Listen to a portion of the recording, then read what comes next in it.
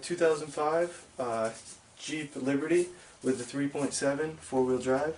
Going to be doing inner and outer tie rods on both sides, but in this video we're only going to show you one side. It's just the reverse on the other side. So here's the basic tools you're going to need. You might need, a couple other things, but this is the basics that we're going to use today to perform the job. You're going to need a 10mm wrench, a 21mm wrench, a 24mm wrench, a hammer, a needle nose pliers, a little screwdriver, a long screwdriver with a skinny end for the boot. Now if you don't have the inner tie rod tool, or you don't have the right adapter for the tool, you could also use big channel locks. I'll put a link in the description to this so you could go check it out. You're going to need a little bit of penetrating oil. You might need some heat. I used a pair of vice grips. You're going to need something to take the tires off and some of the nuts and bolts. If you don't have that, regular hand tools will work if you don't have like an impact, but the impact does make it easier. Just make sure you break the lug nuts loose before you would bring the car up if you were going to do it by hand. You're also going to need a 19 to take the tire off, and we're going to use a 21 deep socket as well. So to start, you're going to want to jack the vehicle up. We're going to put the jack under this cross member and get the front tires off the ground.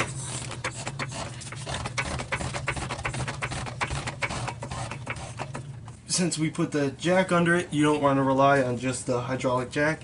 You want to use a set of jack stands, nice and sturdy. These ones are 6-ton. We're going to put one on each side under the pinch weld. Runs down the side of the car. So here's this side, and then we'll set up the other side, and then drop the car and let the weight of the car rest on these, not the jack itself. Okay, and now you're just going to want to let the jack down very slowly until the car is resting on the jack stands. And then once the car is on the jack stands, I will just put the jack with a little bit of pressure, so that way we have 3 points of contact holding the car off the ground. So you're going to want to begin by taking the tire off, 5 lug nuts. These ones are 19s. Like I said before, if you were going to do this without impact, you would want to break these loose before you bring the car up. Set it off the tire. Here goes the tire. Alright, so to begin, we're going to spray all the points down with penetrating oil. First I'm going to start with the outer tie rod nut, and then there's the threads here, because the outer is going to have to unscrew from the inner, and we're going to have to crack that nut loose. So we're going to put a lot of spray on that all over. And we're going to let that sit for a couple minutes, and then we're going to try to break this loose. Okay, so you're going to want to use your 24 to back off the adjustment nut. You're going to want to count the amount of threads as well, which I'll show you right now. That's what I used the little screwdriver for. I put it in the threads, and we have 1, 2, 3, 4, 5, 6, 7, 8, 9, 10. We have 10 threads showing. So when we put the new part on the back of the nut, we should only have 10 threads showing on this half. And we'll get it relatively close, but after this kind of procedure, you are going to want to get a wheel alignment at a wheel alignment shop. So let's crack this loose.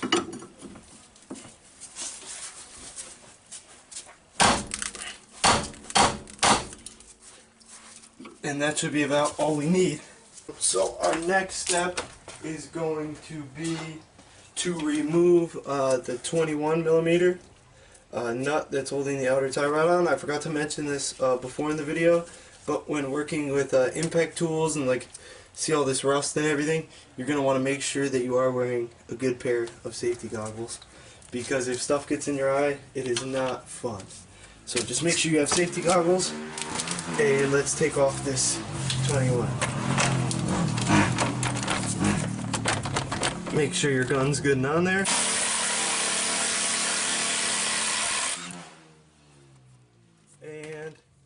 that's it to take the nut off.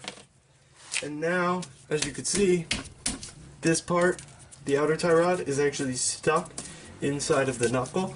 So what you're going to want to do is, hang on, let me readjust the light. That's better.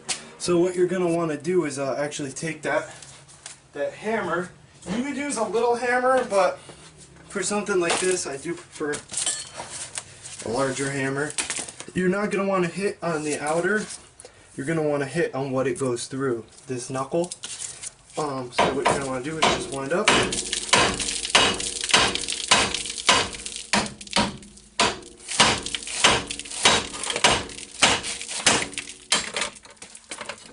And there you go.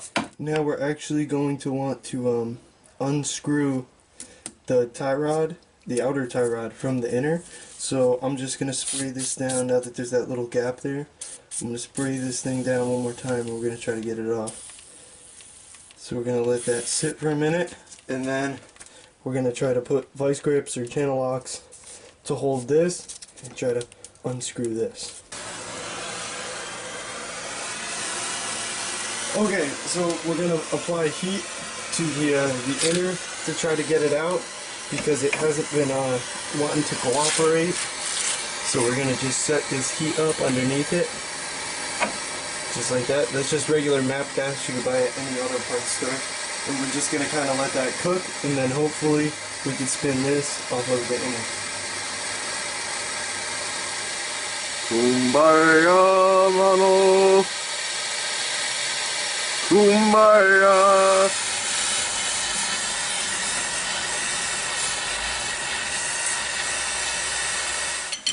Alright, so now that we've heated it up, we're going to try to just spin it off.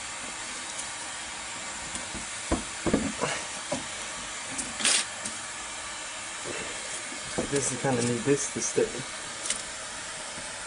place. Nope.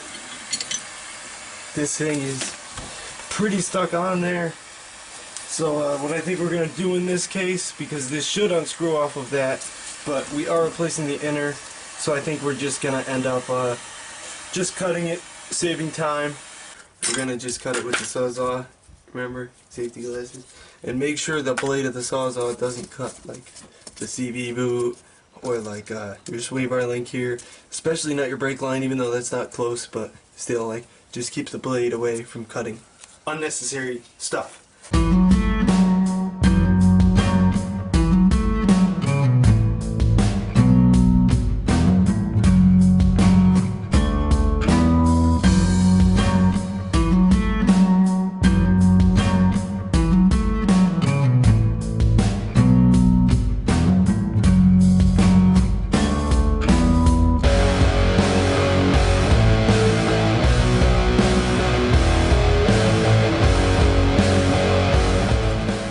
And that's it. Now we remove the outer, and now we could begin to remove the inner. To get the boot off, you're now going to want to remove this little spring clamp here. It shot off, but there it is. And then next, there's going to be a spring band in here.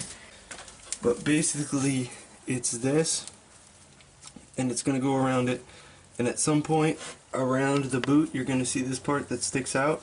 That's where you're going to take that long screwdriver I showed you before, put it right in there like that, and just like that, and then the boot will come right off. So I'm going to remove that now, because it's going to be hard to bring you in there with me, and then I'll show you how to slide the boot off and how we're going to get the tie rod off. Alright, so now we're just going to slide the boot off. I like to put a little bit of spray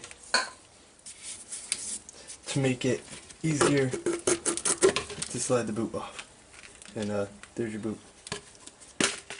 When you take the boot off and you're ready to take off the inner tie rod, it actually has like something here where you could grab it with like a wrench.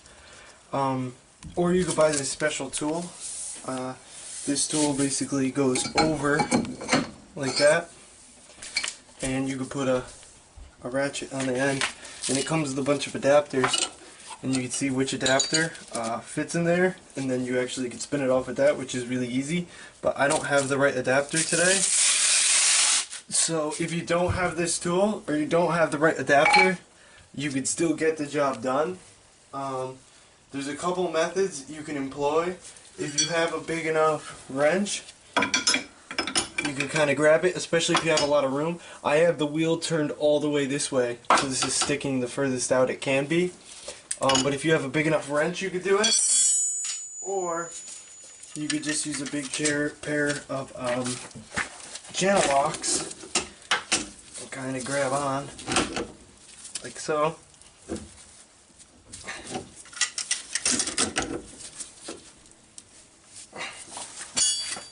And just kind of break it loose, like with the big pair of channel locks. And that's it. So if you don't have the special tool, don't think you can't get the job done. Okay, so now we're going to take the new part, the new inner tie rod, and we're going to just screw it in. It is a bit tricky to find the threads, especially if this is at a little bit of an angle.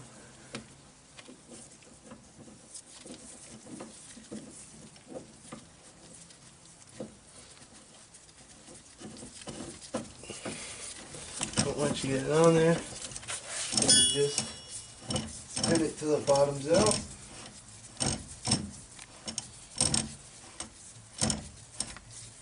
Like that. And then we're going to use our big channel locks again. These actually don't have to be crazy tight.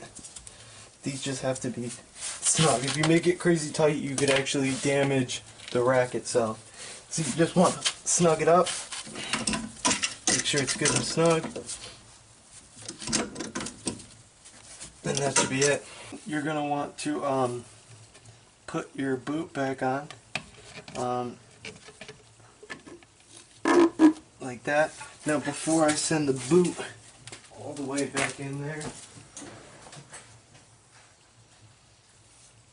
you're actually going to want to, this is what I do because these boots aren't, or the bands aren't reusable, is I actually just put a zip tie, and I'll pull the zip tie tight from down the bottom, but just get your zip tie on there like that, and then we just send it. You're just gonna want to come underneath of it here, just push that boot on there. Safety glasses are important at this part, and just pull your zip tie tight, and that should do it. Okay, so now that you have the inner part of the boot clamped up, you just want to take your spring clamp from before, just like that. And that's all you got to do. You're going to want to just put the grease on the threads on the end, like that. So that way, when you go for an alignment, everything will be nice and smooth, and the guy could get it in the perfect alignment. And you also want to be careful that, especially if you buy an aftermarket inner tie rod from like a parts store or online, make sure that it has the same size nut. If not, you might have to reuse the old nut because your measurements are going to be off.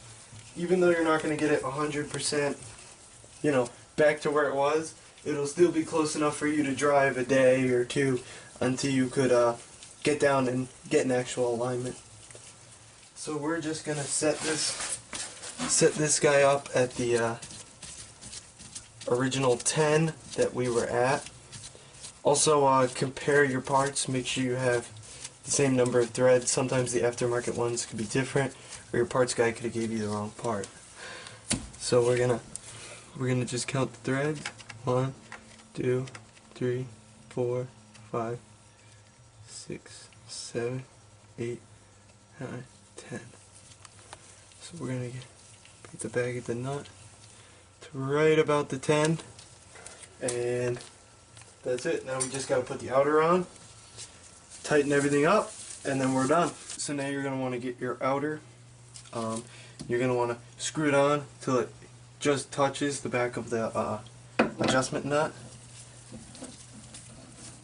So we're just going to screw it on. And make sure you have the right side.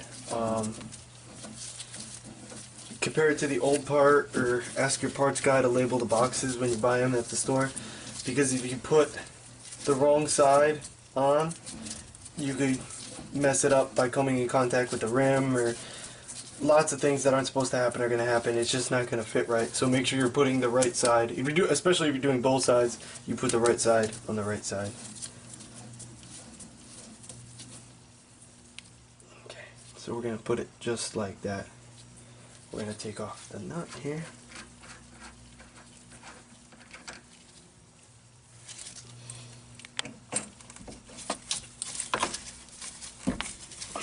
I actually got to go in the car and turn the wheel back so we can put that in. It'll just make it easier.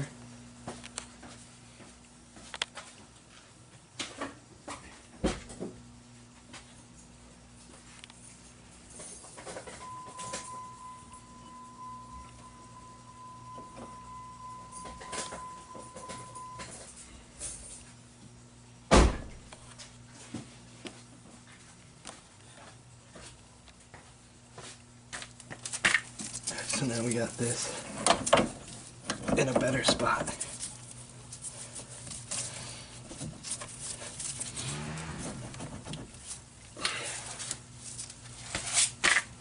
And we're gonna just give that a little bit of a tap. A little bit. Not killing nothing. Just making sure everything is getting in there. And with this, you can put grease, but I usually just put this part in dry as well. So you're going to want to... And also make sure, if you are using aftermarket parts, that you have the socket for the nut, because it might not be the same as the factory, which in this case we're about to find out. And it looks like it is not. So we're going to need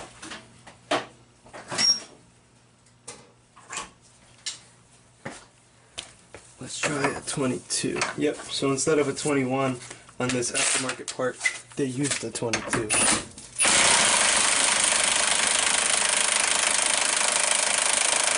And see what I meant about why they put the 10mm, because now we're gonna have to get a 22 wrench and tighten it up like that, because the ball joint is spinning. Sometimes you can take a big pry bar and pry down on it, which I can show you that method as well.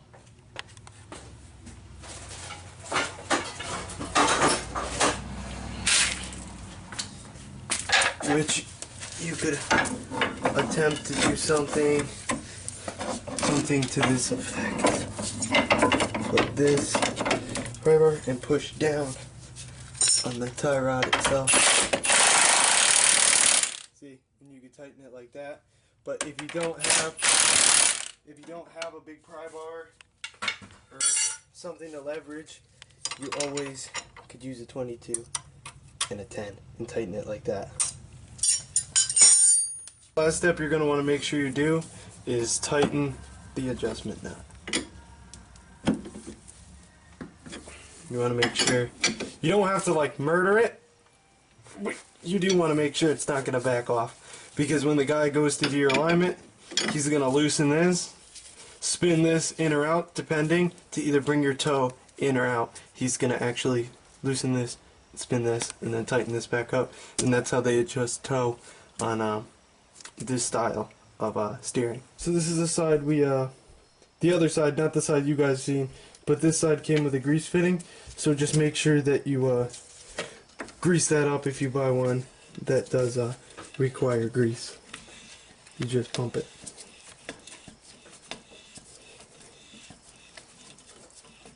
You actually don't want to break the boot or nothing, have grease start spewing out. So about like five pumps or something like that. You know, that's enough grease, because it had grease in it from the factory. But you don't want grease to just start shooting out of everywhere. So that's it. Okay, so as you can see, the job is all done. Yeah, it definitely a job that could be done by anyone. You don't really need too many special tools. If you do want to do just the outer and it gets stuck, the worst thing is you might have to buy an inner and change the inner as well. So that's really as simple as it is, and just make sure everything's tight, double check all your work, and that's it. Just go for the alignment and you're all set.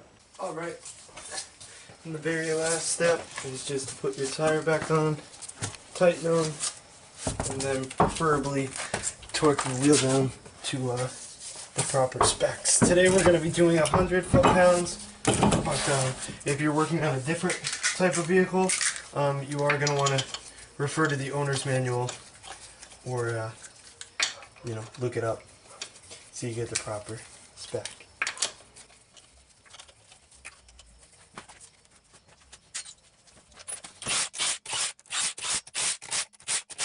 And once we drop it back on the ground, after I get the other side on, we'll just double check with the torque wrench.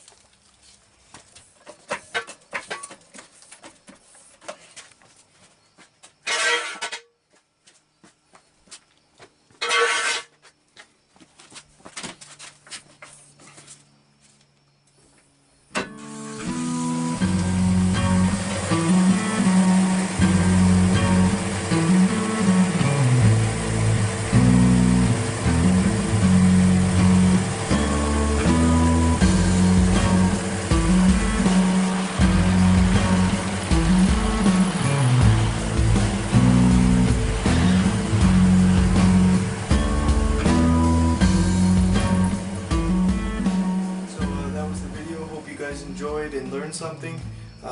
You know, these videos do take us a while to make, you know, so it'd be much appreciated. Thumbs up and subscribe, and a lot more comment. Definitely leave a comment down below for some constructive criticisms and other videos you guys would like to see in the future. And if someone asks a question and you have the answer to it, feel free to, you know, answer other people's questions too. Alright, thank you for watching. I'll see you guys in the next one.